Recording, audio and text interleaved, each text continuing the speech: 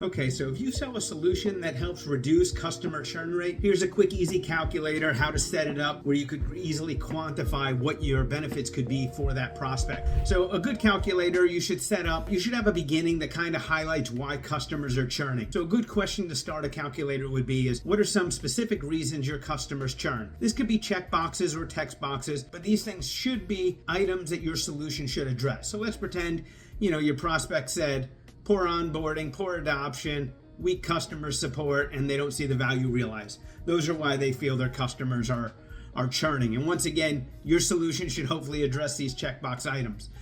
These are 100% configurable.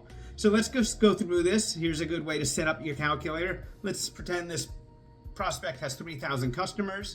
Their current churn rate is 18%. That means they're losing 540 customers annually. Then you'd want a question like this: what would be your projected churn rate if you could address the items here? So maybe they feel they can go from 18% to 14%. So that means they could retain 120 customers. What is the average value of a customer? Let's just go 50K. So by reducing your churn rate by 4%, you'd be able to retain $6 million. So, and a good calculator is going to show your current state, what their problem is, and they're losing 540 customers. Future state is they could retain 120, meaning $6 million of revenue.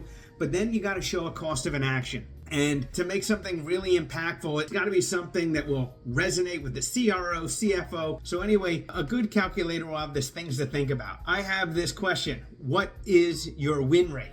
So let's pretend the win rate's 20%. So this little box will pop up and it will tell you that, hey, Mr. and Mrs. Prospect, what this represents is you would need to work approximately 2,700 new opportunities in order to offset your 540 customers that you're losing based on your 20% win rate. That's pretty eye-opening. You want to really show the cost of an action. That will get a CRO or a CFO thinking, 2,700 opportunities we got to dig up with a 20% win rate just to offset this 540.